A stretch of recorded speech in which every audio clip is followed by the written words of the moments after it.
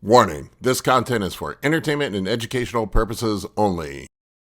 All right, next question we got up here is from YouTube subscriber Ryan Mathis. Ryan asks, is microdosing Tren worth it, or should I stick with the usual 300 milligram per week cycle of Tren?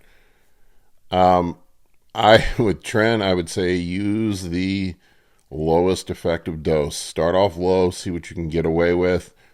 See what you can get out of it. Tren has some very unique properties. The effect on the mineral glucocorticoid pathway. It's the only drug that seems to. All right, next question I got up here is from YouTube subscriber Ryan Mathis. Ryan asks, is microdosing Tren 50 to 100 milligrams per week worth it, or should I stick with the typical 300 milligram dose? I mean, Tren is extremely potent, and it has some unique properties that we can't get with other compounds. How it suppresses the glucocorticoid pathway, how potent of a binding affinity that it has with the androgen receptor in fat tissue and promotes lipolysis, how it affects nutrient partitioning. It's really, as far as we know, it might be the only anabolic that you can effectively grow in a deficit.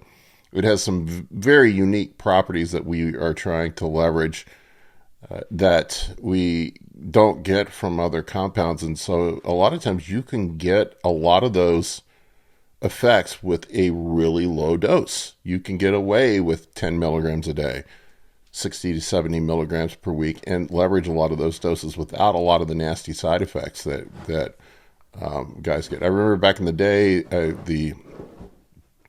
that when the guys were running Tren Hex, the Parabolin, I think they were 78 milligram amps, something like that. And by the time you factor in the weight of the drug itself, it was probably something like 55 or 60 milligrams effectively. Guys were taking one of those a week. That was what the dudes were using, back in the 90s were using in prep. So they were essentially using 60, 70 milligrams a week and getting a lot out of it. I believe Dorian Yates, when he talked about his old cycles, talking about running those doses similar to that. So you don't need to throw the sledgehammer at it. If you are getting a lot out of that, then run that. I mean, when I ran it on contest prep, I don't think I ever ran more than 20 milligrams a day. So 20 to 25. So somewhere like 140 to 175 milligrams a week was plenty for me. Plenty. And in fact, it was probably too much. I couldn't fucking sleep. I remember the one time I did go up to 300 plus milligrams when I was younger, the side effects were just intolerable. And it's extremely potent on paper. Now keep in mind, this is Hershberger's essay, that we know these don't really translate to real life that effectively, but it is five times as androgenic and anabolic as testosterone. So, just keep that in mind. It's extremely potent, so a little bit will go a long way. I would say start off low, see what you can get away with. If you are going to run it, I would limit your duration of exposure to it, probably not more than 6 to 8 weeks, something like that. You don't want to be on it nonstop, and you don't want it to cook your noodle.